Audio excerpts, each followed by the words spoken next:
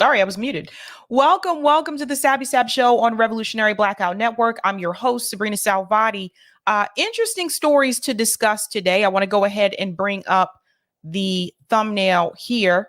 So I have two stories I'm going to discuss tonight. The first one is rent strike. Yes, there is a possibility that it looks like it may be moving in that direction. I know some of you may be really excited to hear about that. And then also the other story I want to discuss, Ron DeSantis actually considering RFK Jr. Now, this is a story I don't think is getting a lot of attention, but I do want to draw attention to it because I think that it is important, and it kind of, in a way, I feel like it kind of shows you where RFK Jr.'s campaign may be heading, but also there's a connection here between these two that I also want to bring to your attention as well, a connection that some of you may not be aware of. So I want to get into that as well. I do just want to remind all of you, don't forget tomorrow, Saturday, from 10 a.m. to 10 p.m. Eastern time is our labor organizing summit. So don't miss that. There's going to be UPS Teamsters will be here. Some of them will be on my panel. There's also going to be the headliners are Shama Sawant and Chris Smalls. So you're going to get to hear from all different people in reference to, if they're trying to unionize or if they're considering going on strike. You're going to get to hear all that tomorrow. So don't miss that. The summit does begin with Case Study QB. He's actually kicking it off like he usually does. And he has a workshop that he's going to go through. So don't forget tomorrow, set your calendar in reference to that. Now, I do want to go ahead and shout out the RBN fundraiser. I don't know why this looks like this, but RBN fundraiser, for those of you who are not aware, we do raise funds for labor and bills, and this is to pay, our staff. So Erin makes these wonderful thumbnails that you guys like to see so much. And the way that we contribute to her is through Venmo at Revolutionary Blackout or Cash App at $ Mutual Aid Forever. So I just wanted to make sure I shouted that out for you guys as well to help us with labor. So let's go ahead and get started with the first story because I have a couple of things I want to talk about. We are actually getting closer and closer to a national rent control strike. It is possible, people are continuing to lose their apartments.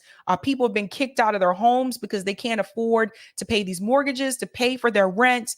And you have to give shout outs to organizations like KC Tenants, for one, right? Like they're out there fighting for the tenants. They're in Kansas City. Nick talks about them a lot. But More Perfect Union actually brought this to my attention, and they said that national rent control is closer than you think. There's actually a fight for this right now happening in Boston. And from what I saw earlier today, Shama Sawant is actually trying to lead a fight for rent control in Seattle as well. So pay attention, folks, because it's coming. Now, More Perfect Union actually shouted this out. It says national rent control is closer than you think. A historic wave of tenant organizing is on the verge of winning renter protections that would be attached to federal loans, affecting 1 in 4 apartments. But Greystar, Blackstone, and Avalon Bay are spending millions to block it. Let's go ahead and get into this video here.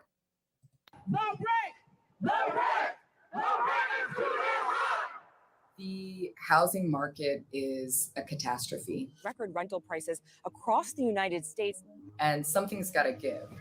Living in America is freaking ridiculous right now. I can't afford any of these apartments. $1,800 for a 1-bedroom apartment. $1,400 for 485 square feet. I guess I'll just live in my truck.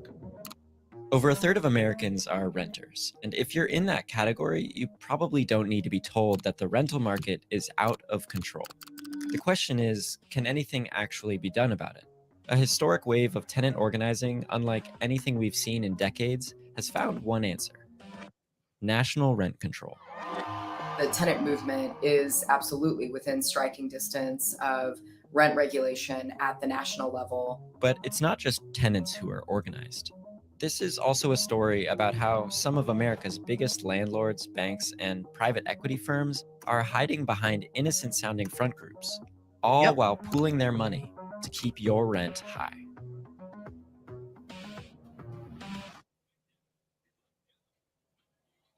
I moved into Waldo Heights in 2018. So I've been here 5 years now. And every year since I've been here, my rent has increased. I just want to pause here for a second and I want to mention something. Some cities actually have rent stability and some don't. My city, like Boston, for example, we don't have rent stabilization. What that means is that the landlords can continue to increase the rent as much as they want. Like if they want to increase the rent $100 one year and then next year $300, they can do that because there's nothing in place. There's no law in place preventing them from doing that. So it's one thing to not have rent control, but it's another thing to not have rent stabilization, right? Let's continue. Every time my rent is raised, I'm at a crossroads of being evicted. Millions of renters like Val are trapped in a rental market that's built to empower abusive landlords who can raise rents each year while allowing conditions to get worse and worse. The mice, the roach infestations, sometimes they don't pick up our garbage. This is a way for them to push you out. I'm glad that she highlighted this, the garbage. When I actually went to Grant Manor, this was also a problem. Grant Manor is a housing complex here in Boston, and those tenants were going through the same thing. So like I covered that story. I interviewed tenants there. And one of the things that stood out to me was they were allowing the trash to pile up, not the tenants, but the landlords, right? So this is something that they'll do. They'll allow the trash to pile up because obviously that's going to attract what? That attracts rodents, right? This is kind of a way to get them to push you out without saying that they're pushing you out. And then they'll allow, a real estate company to buy that apartment complex building. They'll renovate it and make it all nice and spiffy for the next people that come in. They'll jack up the price. And the next thing you know, more gentrification is happening. So they'll make it so expensive that the people who grew up in that neighborhood can't afford to rent there anymore. And professionals will come in and live in that building. But this is a tactic that they'll do. They'll allow the trash to pile up. So I'm glad she had a video clip of that. When I first moved here, I was told that the security gate was going to be fixed. The gate is still not fixed. And so people come in and they sleep in our hallways. I'm afraid sometimes to come in my building at night. My landlord is Landmark Realty, corporation based in California. They don't care. They just don't care. Since the last financial crisis, rental units are increasingly owned and operated by corporations like Landmark that are accountable first and foremost to their private investors. Another one is Wingate. That's the one here, one of the ones here in Boston that's very problematic as well. And oftentimes these companies they're not even located in the cities that they own these properties.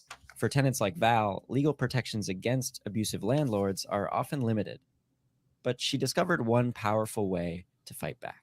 So me and my neighbor, my best friend down the hall from me, we just said one day, she was like, let's call KC Tenants. And I said, okay. So I called and I left a message on the hotline. And a couple of days later, I got a phone call back. A group called KC Tenants were fighting to stop eviction hearings at the Jackson County Courthouse. Evictions will kill people like me. Charged crowd packed City Hall for more than 3 hours. The yellow shirts in the room are tenants, each with their own personal story. In a national housing crisis where rent inflation has vastly outpaced income growth, groups like KC Tenants have given their members power to take on their landlords. We have written and passed a tenant's bill of rights. We've won free lawyers for every tenant facing eviction. We've organized buildings and neighborhoods. And just recently, we elected 4 members of city council. So this is very important. Here you have the activists actually not just helping the people, but also similar to socialist alternative, the people that are going into city council, that are going into these political positions, they're coming from the movement. They're coming from the grassroots, boots on the ground, so to speak. Now, there's something I want to mention in reference to KC Tenants when they said we help tenants with their rights. This is very important. I think one of the things that people may not be aware of is the fact that, from my experience, a lot of tenants don't realize their rights. They just don't know the laws that exist in their state. They're not familiar with landlord rights and what they can push back on and what they may not be able to push back on. So oftentimes they just feel hopeless. They feel lost. So an organization like KC Tenants is huge when they can come in and help people realize what their rights are in the first place. And that movement seems to be growing. Places like Louisville, Kentucky, Bozeman, Montana, Cape Girardeau, Missouri. The current surge in tenant organizing is the most significant since the 1970s, and it's allowing renters to fight for the kind of big relief that only the federal government can enact. There are millions of tenants across the country being squeezed by landlords like Landmark, and our federal government is bending out. That's right. We can fight back by winning rent control for everyone at Waldo Heights and for tenants. When Landmark Realty secured a mortgage for Val's building in 2014, their loan was actually backed by the federal government. Corporate landlords like Landmark often benefit from lucrative loans through Fannie Mae and Freddie Mac, government-sponsored enterprises that purchase mortgages from banks and set terms for them. With 1 in 4 apartment units across the country financed in this way, the government is essentially in business with our landlords. The government and the banks. But that may be just the leverage that renters need. We want to see every dollar of federal financing conditioned on a set of tenant protections. If you're borrowing on really favorable terms, that money is backed by public dollars, you should be on the hook. You shouldn't be able to increase your rent 20% and evict a whole lot of tenants to maximize your profits for your investors. Again, that's where rent stabilization would be very important. That way they can increase the rent to 20%. What we want to see is them say, if you're borrowing from a government-backed enterprise, you can't increase the rent more than 3% year over year. Fannie Mae and Freddie Mac are regulated by the Federal Housing Finance Agency, or FHFA. Thanks to the work of tenant organizers, the FHFA is seriously considering policy along these lines. But there's just one problem. Tenants aren't the only ones who are organized. We're here at the National Multifamily Housing Council because the rent is too motherfucking high. They've spent so much of their time lobbying to make sure that rent protections don't exist for people like us. It's hard sometimes to fight back against these entities because of the fact that not only are they very organized, but they have a lot of resources. They're able to spend a lot of money to prevent you from organizing or to push back on you. This cannot continue. We cannot continue to have people constantly pushed out of their apartments, pushed out of their homes. The rent cannot continue to increase the way that it has. And I'm going to show you the cost of living report for 2023. And we're going to talk about this tomorrow at the Labor Summit as well. Because one of the arguments that I've been trying to make is it's really great to see all of these, employees on strike and demanding higher wages and demanding something as simple as health care. But what I've noticed is that the amount that they're asking for actually does not fit the cost of living report. And I went over this report last year as well. So essentially, a lot of these employees that are going on strike, they're actually selling themselves short. They should be demanding more than what they're demanding right now. We'll get into that in just a second. Landlord industry groups like the National Multifamily Housing Council spend millions lobbying Congress and federal agencies to oppose rent control. Since the start of last year, the NMHC has spent almost $10 million lobbying against it. Yep. The NMHC's members include major banks, private equity firms, and some of America's most notorious corporate landlords, like Greystar, Avalon Bay, and Blackstone. Blackstone is the world's largest private equity firm, and by some accounts, the largest landlord in the US. In recent years, private equity firms like Blackstone have increasingly been buying up housing assets, often with lucrative loans backed by Fannie and Freddie. Tenants have complained of rent hikes, evictions, and faceless corporate landlords unresponsive to repairs. The UN even accused Blackstone of worsening the global housing crisis by buying up properties and hiking rents across the world. So this is one of the complaints that I've had. And so Kansas City is in Missouri. Missouri is a ballot initiative state. What are some of the things that could be done, right? Other than the organizing that's happening with the KC Tenants and things like that. Remember, KC Tenants is they're just one group. Like they need more help. They need more people on the ground. Well, one of the things that I think should be done, and I talked about this before, is that there should be a group organizing to put forth a ballot measure in Missouri to make it illegal for these corporations to be able to purchase properties in the first place. So outlaw private equity. And I think this is really important. We need to do this here in Massachusetts too, because if you don't have any law in place preventing them from doing this in the first place, this cycle is not going to end. You know, like they said in the video, these are faceless corporate landlords. You don't get to see these people for the most part. Maybe you submit a ticket request, you get an email or a generic response to an email that you send to them complaining about issues with the building. But for the most part, you don't actually see these people, and they like it that way. Meanwhile, Blackstone CEO Steven Schwartzman earned $1.3 billion last year.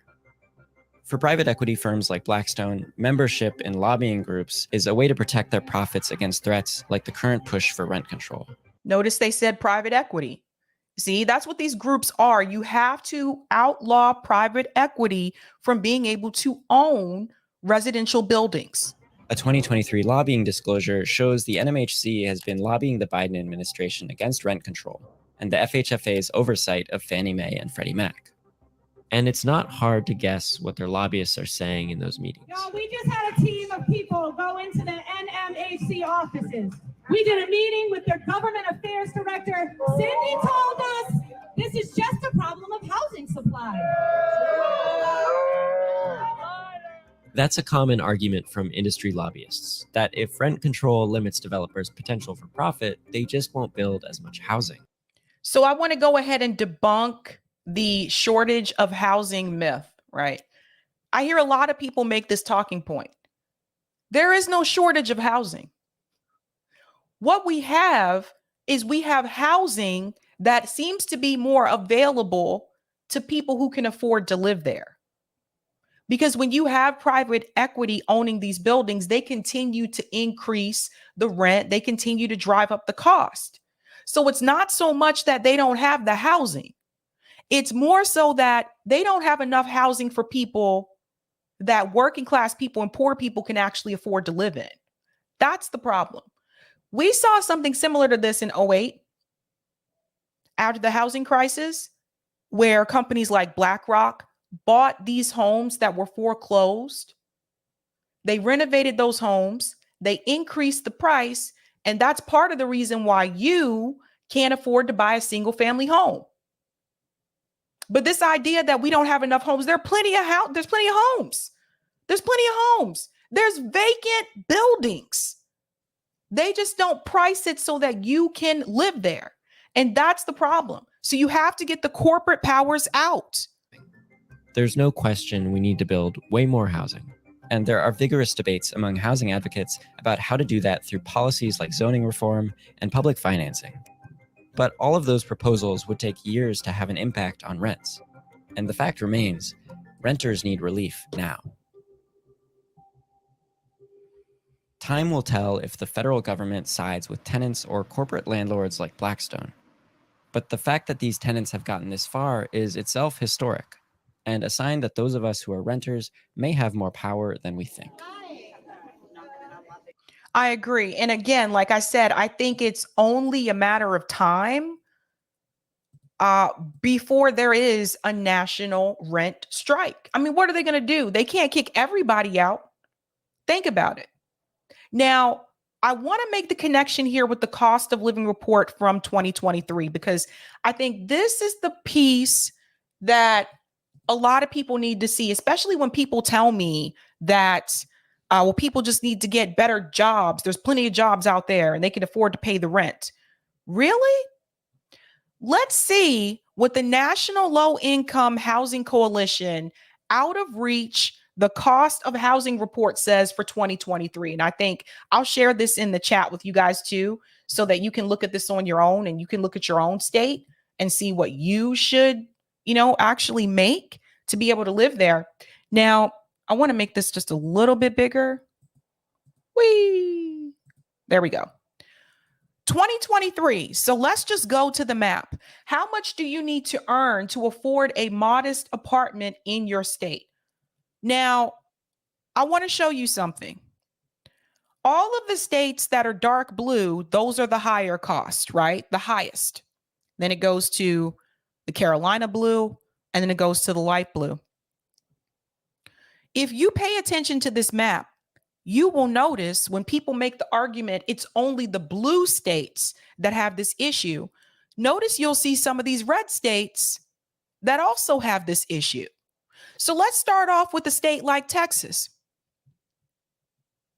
In Texas, in order to afford a 2-bedroom rental home, you need to make $25.06 an hour.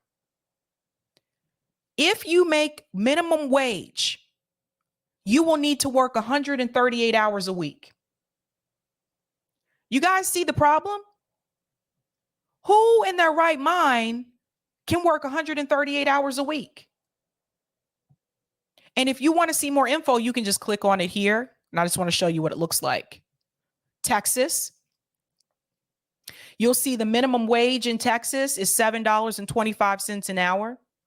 2-bedroom housing wage, again, you need to make $25.06 an hour. But you'll see, this is ridiculous. Even to afford a 1-bedroom apartment in Texas, if you make the minimum wage, you have to work 116 hours a week. These are the things that people don't talk about when they say there's plenty of jobs. Joe Biden has created all these jobs. They don't tell you what those jobs are actually paying people. 2023, and the federal minimum wage is still $7.25 an hour. You cannot afford to live off that in this country, regardless of what state you live in. The closest state that comes to that, and I'm going to show you Puerto Rico, actually not a state, but the closest one that comes to that is Puerto Rico. Now, maybe we should all move to Puerto Rico, okay? Because they are 52nd in the highest housing wage. In Puerto Rico, you need to make $10.36 an hour to afford a 2-bedroom rental home. Maybe we should all just move. I don't know. The hours needed to work for minimum wage is 44 hours a week. No other state gets this close, by the way. Puerto Rico's not a state, but none of the states get this close. None of them. $10.36 an hour. I want to remind you again, the minimum wage is $7.25 an hour. Let's go on. There's some other ones I want to show you because I don't know what happened to Florida. And so when people like Ron Desantis, they like to make this argument that it's just the blue states.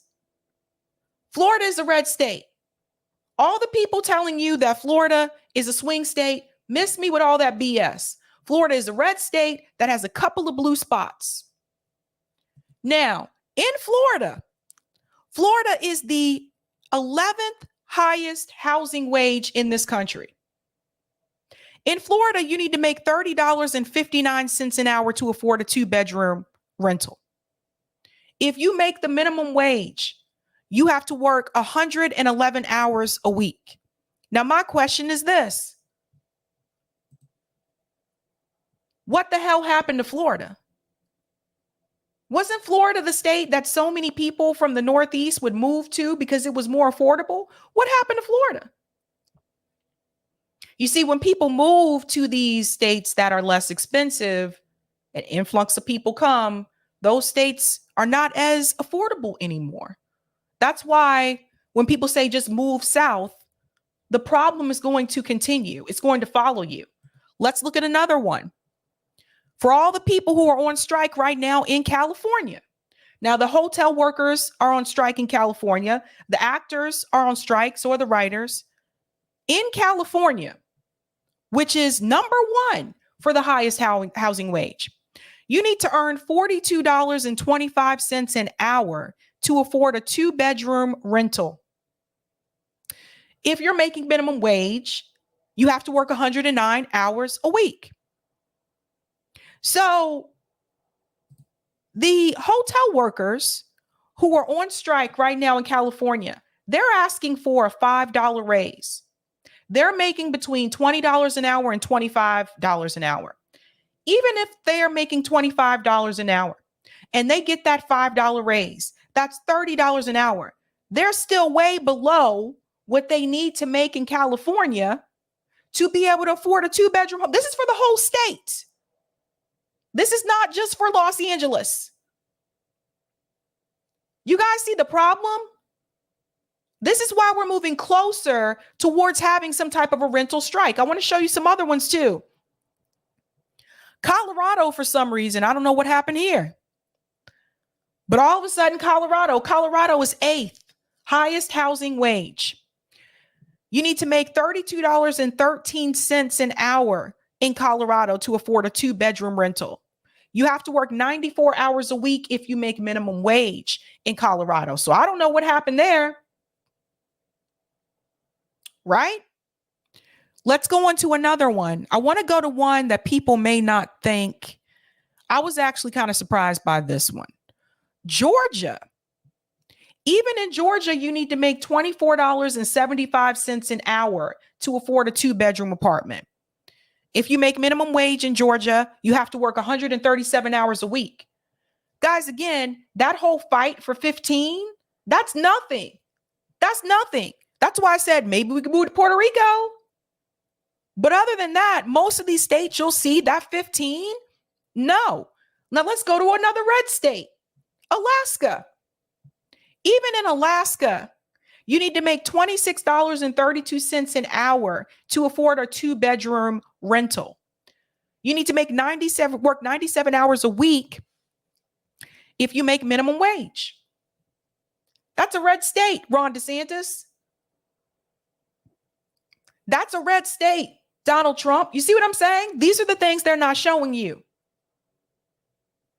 So you got Alaska. You have Florida. Are we calling Arizona a swing state, or is Arizona still red? In Arizona, you need to make $29.93 an hour. 12th highest housing wage. You need to work 86 hours a week if you make minimum wage in Arizona. Let's go to another one. Even Montana. Even in Montana, 36th highest in housing wage, you have to make $19.28 an hour. Again, even in Montana, $15 an hour is not going to cut it. You have to work 77 hours a week if you make minimum wage. Let's go to another one. Let's go to Utah. Even in Utah, red state, you need to make $24.93 an hour. It's 22nd in highest housing wage. And if you're making minimum wage in Utah, you have to work 138 hours a week. Let's go to, I already know my state is expensive as fuck, but just for fun, Massachusetts, you have to make $41.64 an hour. And I live here and I know. I know. Okay. So for the people who come at me and say, oh, well, you have a home and you were an academic. You see how much you have to make in Massachusetts? $41.64 an hour. 3rd highest housing wage.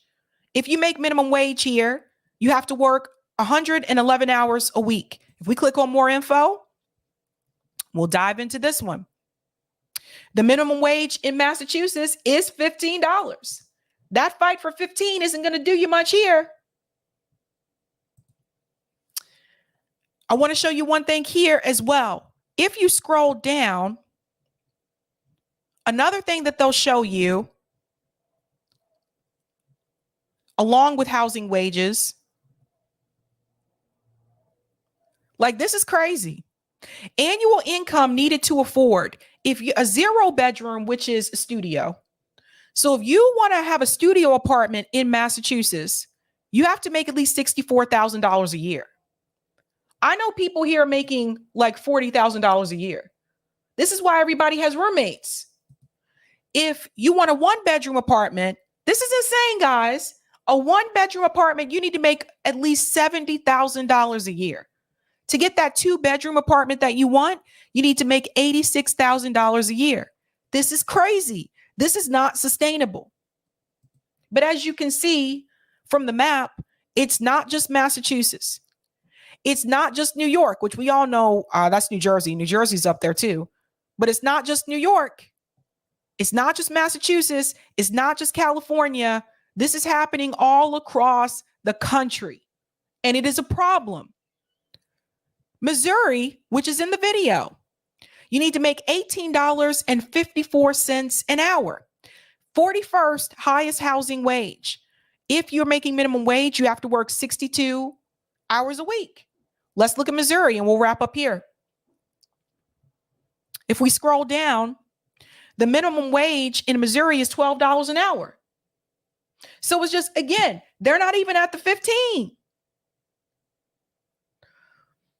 This is why I continue to say when people call my generation lazy, not wanting to work as hard, you guys want everything given to you and handed to you, send them this report.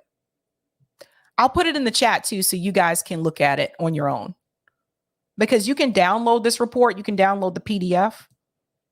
And we'll go into more details about this tomorrow when Teamsters come on, because I really want people to understand when they're going on strike, the first thing that they should do is they should look at the cost of living in their state. Got to do something. You have to do something, because it's just, otherwise you're giving yourself a little bit of a boost, but you're still not giving yourself enough to be able to have a decent living. You're giving yourself enough to get by. If those LA hotel workers get what they're asking for in reference to their strike demands, that $5 an hour, they're still not going to be able to move closer to LA. Ay. Red 6 says Greystar is the worst management company ever. I was going to say, I haven't heard good things about Avalon either. When I saw Avalon in that video, I was like, oh yeah, I have not heard good things about them. Yeah, it's a doozy. I want to get into the Ron DeSantis story because there is something happening that I don't know if people have been paying attention to this. And I want to bring this to your attention. I told you guys, RFK Jr.'s campaign to me is sus. It's very weird to me. I'm supposed to believe that you want to be anti-war, you're the pro-peace candidate, which he did say, but you're okay with the U.S. giving weapons to Israel to fight if they need be. You seem to be okay with the state of Israel in reference to what they're doing to the Palestinian people. It just doesn't make sense. Well, now something else has happened. Because you see now, Ron DeSantis has gone on record to say that he would actually consider adding RFK Jr. to his cabinet. Now, why is that important? Number one, you need to know that both RFK Jr. and Ron DeSantis have been backed financially by billionaire David Sachs. David Sachs, the same guy that you see on that All In podcast, the same guy who owned Call In before he sold it to Rumble, but he's now on the board at Rumble. David Sachs has gone on record in interview saying that financially he is backing Ron DeSantis and RFK Jr. This does not make any sense to me. He has hosted fundraisers for RFK Jr. He's hosted fundraisers for Ron DeSantis. And so now when you see something like this article here, which says that DeSantis suggests he could pick RFK Jr. to lead the FDA or the CDC. You see this? Now, RFK Jr. is running as a Democrat, right? What's this really about? So listen to this. I'm going to make this larger because the text, tiny. You guys can see it now. Okay. Florida Governor Ron DeSantis, who is struggling to gain steam in the GOP primary, mused on Wednesday in an interview with Clay Travis on Outkick that he generally aligns with Kennedy's conservative views about the pandemic. Those views, DeSantis indicated, could make him a pick to lead a federal agency with medical jurisdiction. So you mean to tell me there are no conservative people that Ron DeSantis can choose? Is it a mere coincidence that Ron DeSantis just happens to pick someone or would like to pick someone that also has the same donor as him? Let's continue. If you're president, sick him on the FDA if he'd be willing to serve, or sick him on the CDC. In terms of being Veep, if there's 70% of the issues that he may be averse to our base on, that just creates an issue.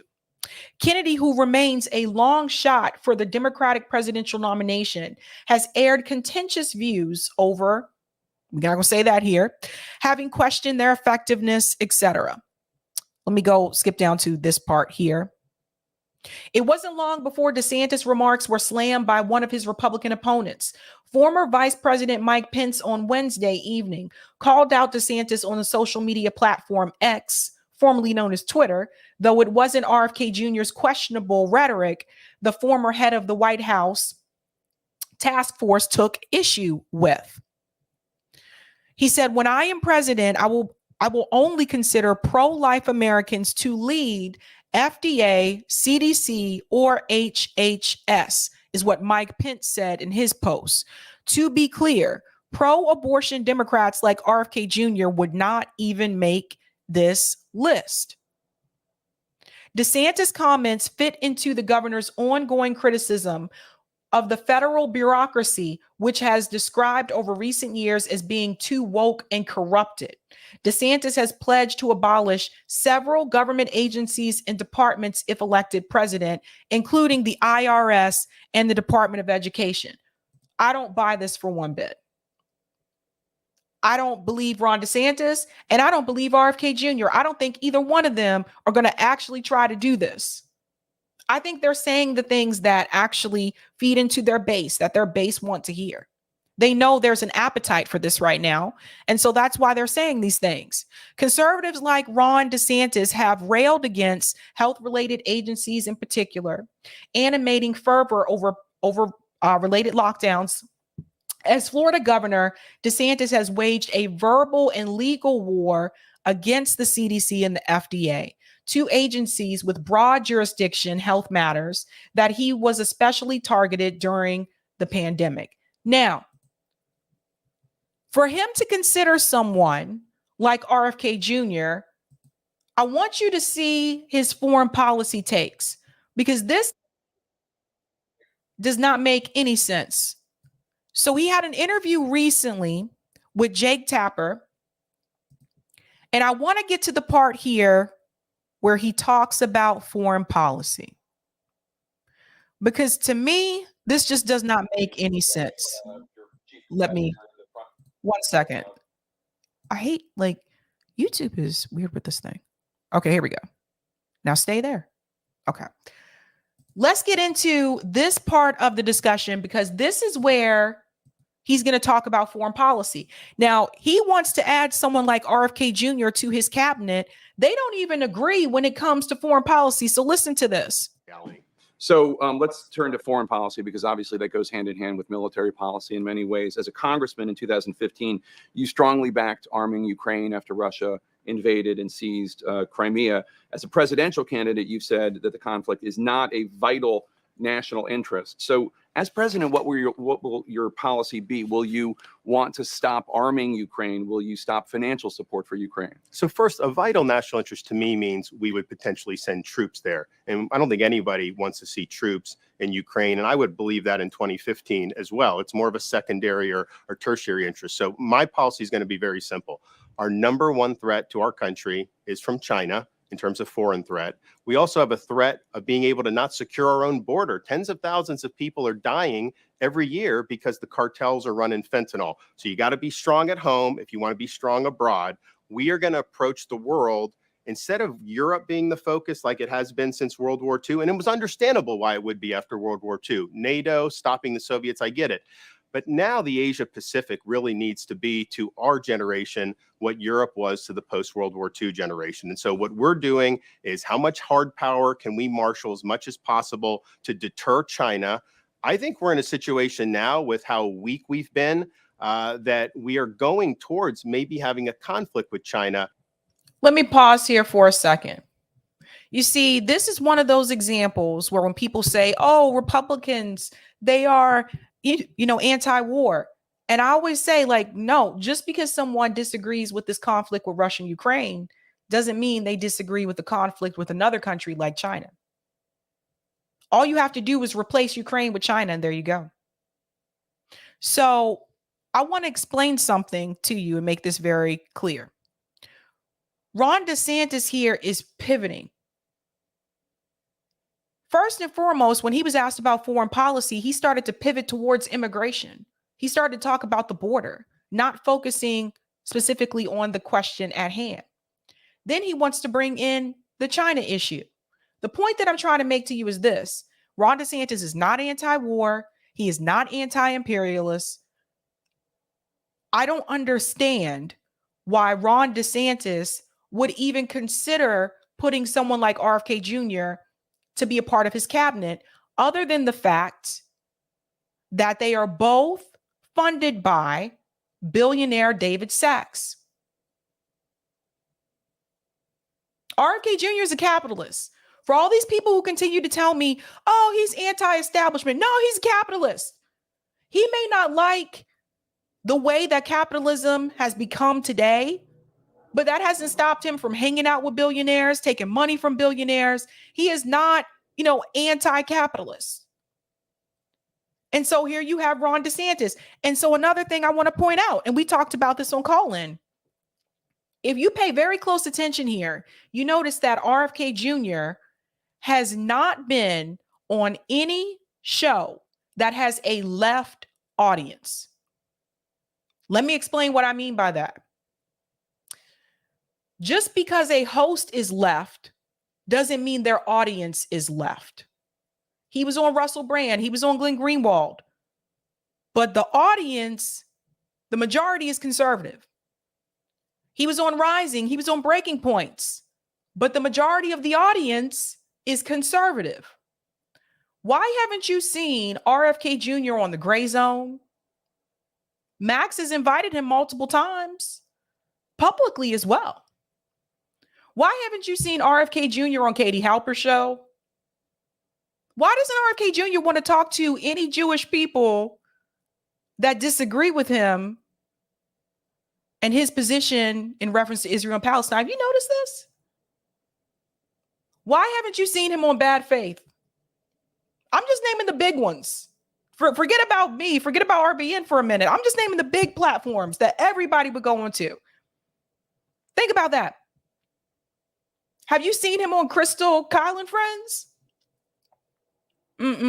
No. What's happening there? Very strange. Very odd. What you are seeing RFK Jr. do is you're seeing him go into shows that have a conservative audience and shows that have conservative hosts. He's on Fox News every time you turn around. Again, nothing wrong with that. But he's actively avoiding people that I know have reached out to his campaign. People talk. All of us have been told the same thing. You're in the queue. Why is he avoiding these shows? He's gone on to libertarian podcasts. In fact, he's gone into a friend podcast of mine that I know. And this is not a subscriber issue. He's gone on to shows smaller than RBN. Just not those that have a left audience. What is that about? So my theory is that I believe that RFK Jr. is trying to win over some of the hesitant Trump voters, the ones who may have voted for Trump just because, but maybe looking to turn elsewhere. I think those are the people he's actually going after. Now, why is he running through the Democratic Party? That is a really good question. Maybe because he's trying to get people to join the Democratic Party. What do I mean by that? Well, depending on what state you live in, if you're a conservative and you want to vote for RFK Jr. in the Democratic primary, you may have to change your voter registration from Republican to Democrat. These are the things people don't tell you. But the fact that you see him align with the same donor as Ron DeSantis, and now you see Ron DeSantis saying, oh yeah, I would add RFK Jr. to my campaign. What is really going on here? Let's play a little bit more. And then I have something else to say as well. I think the way to deter that conflict with China is to be strong. So I would have the Europeans do more in Europe. That's more in their backyard. That's more of an interest for them. You know, I would be willing to be helpful to try to bring it to a conclusion there, but I am not going to diminish our stocks and not send to Taiwan. I'm not going to make us less capable to respond to exigencies. And you got to care at least as much about your own border as you do about foreign borders. So when you talk about trying to bring an end to the conflict, would you push Zelensky to make concessions to Russia to cede land that Russia seized in its attack?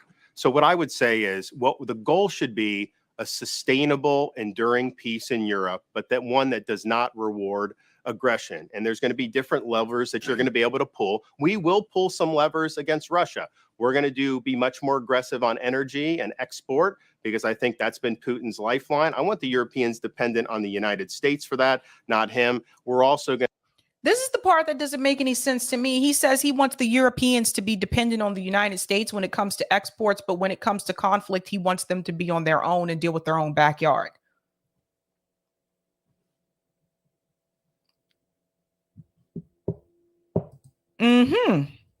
They're going to turn the screws on the Iranians. The Iranians have been one of Putin's biggest benefactors, and they've benefited from Biden's approach there. So we'll use the leverage that we have, but the goal is going to be a sustainable peace that does not reward aggression. What do you say to the argument that Xi Jinping is watching the U.S. response to Ukraine to game out how the U.S. would respond if China invaded Taiwan? President Biden has said that U.S. forces would defend Taiwan if China invaded. Would you do the same? Would you order the U.S. military to defend Taiwan? Well, two things. So first, how does China view this? I mean, it's somewhat speculative. I think what they would like to see in Russia, Ukraine is a multi-year stalemate and quagmire where the West is pouring in $100 billion, another $200 billion of weapons. Our stocks continue to decline. They don't really care about the Russians. Russia will be more dependent on China as a result of that. So I think that's what Xi would like to see ideally. Now, in terms of Taiwan, that is a significant interest of the United States. Taiwan is a strong ally. Taiwan is important for us economically and for a variety of other reasons. Also, a potential Chinese attack on Taiwan successfully would have big reverberations in the Asia Pacific. But our policy is going to be very simple. We're going to deter that from happening. China respects hard power. If you have hard power, if you have strong alliances with the Japanese, I visited there a few months ago. The Koreans and the Japanese are getting along now. They never used to get along because they both see the threat posed by China. So we're going to work together. We're going to be much stronger. We're going to project power, and we're going to deter that from happening. Let's talk about some issues here. He didn't answer the question, guys. This is very telling. What Jake Tapper was asking him is that he said that Joe Biden said that U.S. troops would be ready to defend Taiwan if China were to attack Taiwan. Would you do the same? Long story short, he never answered that question. So it's just, Ron DeSantis numbers continue to decrease in the polls. I've been checking those polls every week. But I think we need to pay attention to this possible connection between Ron DeSantis and RFK Jr. Because there is something very off. We talked a little bit about this last night. Another thing to me that makes me feel kind of icky. Dennis Kucinich is RFK Jr.'s campaign manager. Dennis Kucinich's position on Israel and Palestine is the exact opposite of RFK Jr. Dennis Kucinich has been vocal about supporting the Palestinian people on the national stage.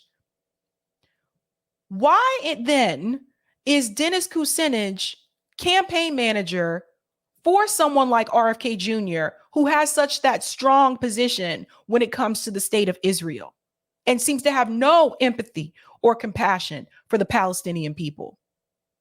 Doesn't this look weird to you guys?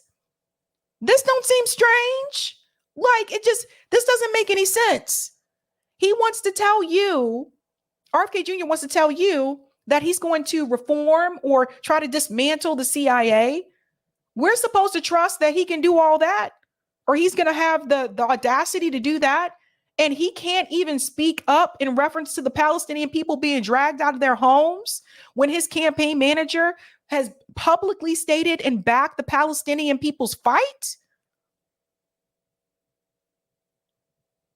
There is something weird with this campaign. I don't know what the goal really is at the end of the day. But I wouldn't be surprised if RFK Jr. will be trying to get some other type of position. Who knows? Who knows? But pay attention to the money. Pay attention to the funding. That's something I continue to stress to people. You have to pay attention to the donors. So when you have people like David Sachs, who are billionaires, and by the way, all the people who were against big money in politics, who all of a sudden are okay with RFK Jr. taking billionaire money, miss me with all of that. Because that means you are infatuated with a personality of the politician instead of being infatuated with their policies and their morality. And if you are focused on, oh, this person is so awesome, and you've fallen in love with the politician, and you're so blinded to the fact that you can't focus on where the money is coming from, or you're making excuses as to where the money is coming from, there is something off. There's something off here. And I'm seeing it all over. Okay. Billionaire money is still a fucking problem. I don't know how else to say it, but it's still a problem. And people telling you like, oh, it's okay. You know, it doesn't really matter where the money comes from. He needs the money to be competitive. No, he doesn't. Bernie Sanders showed you that you don't. Bernie Sanders showed you that you can run a grassroots campaign and still have the most money out of everybody running and build a movement across this country. He showed you you can do that.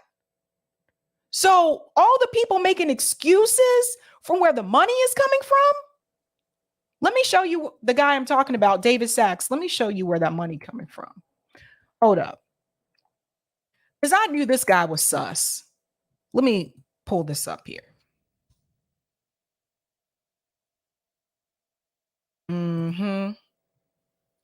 David Sachs. So I'm going to pull up his account so you can see who I'm referring to. He's a billionaire. He's also one of those, you know, Bitcoin people. So this is David Sachs. Let me pull up, make this larger. This is David Sachs. Okay.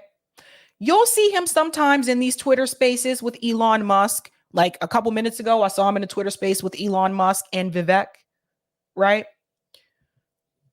So he's the VC at Craft Ventures, right? He's one of the hosts for the All In podcast, and he was the founder of Call In. This is the guy who founded Call In, okay?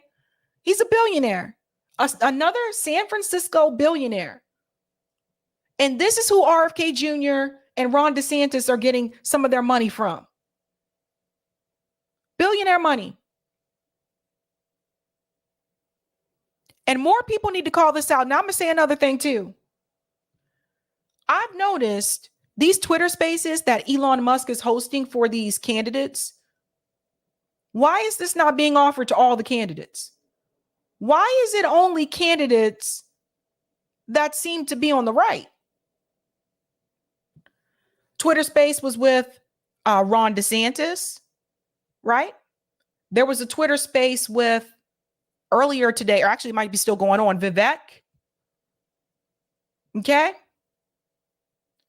Where's the Twitter Space for Cornel West? I haven't seen the Twitter Space for Marianne Williamson. Whether you agree with these campaigns or not, something is off here. And then they had a Twitter Space with RFK Jr. In fact, he publicly invited RFK Jr. to the Twitter Space on Twitter. What is happening here?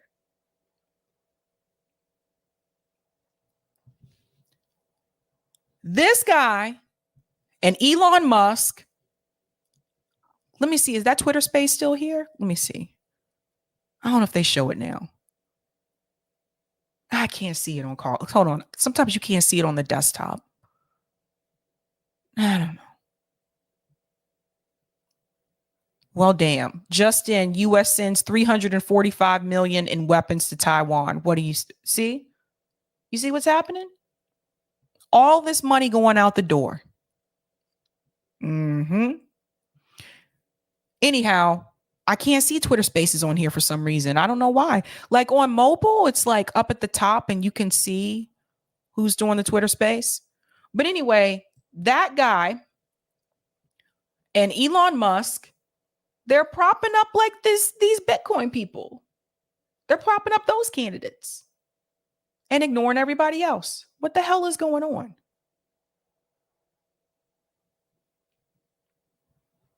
I see people looking out for their own interests. Now, again, tomorrow, don't forget, and thanks so much to Nick for shouting this out at a timely fashion, actually. This just popped up on the screen. It says for you.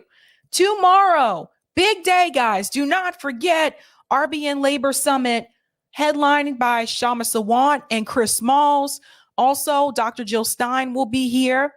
UPS workers, dock workers. There's going to be a Marxism panel, workers strike back, and much more. Giant day at RBN. Don't miss it tomorrow, guys, from 10 a.m. to 10 p.m. Eastern time. It's going to be a fun time, so you can tune in, whenever you're free. My panel's at 5 p.m. because I have a mutual aid barbecue tomorrow in JP. So I have the barbecue tomorrow, so I won't be on the summit until 5 p.m. Eastern time, but I'll be there. Yeah, don't miss that, guys. That's going to be based. Where he says, is a schedule available? I can ask Nick. I think Nick has the schedule. I don't know if they're putting it out just yet. Sometimes in the past, we haven't put it out until like that morning. So, but I can check. And I thought I saw another question. Make sure you always put the word competitive before public. Okay. Monarch says Savvy RFK Jr. will more than likely will just buy Bitcoin and give more platitudes to Israel. It's just, this whole thing is just weird to me. Jeffrey says RFK is sheepdogging. There you go. All right, guys, that's it for me tonight. If you want more Savvy, I'll be live in about an hour on my channel, 8 p.m. Eastern time. Got a couple things to cover over there. And then you'll see me tomorrow on the panel for the Labor Summit. Case Study QB is starting off that summit. He usually does like a workshop, so he's going to start that off. Don't miss it, guys. Until then, have a good night. Keep up the fight.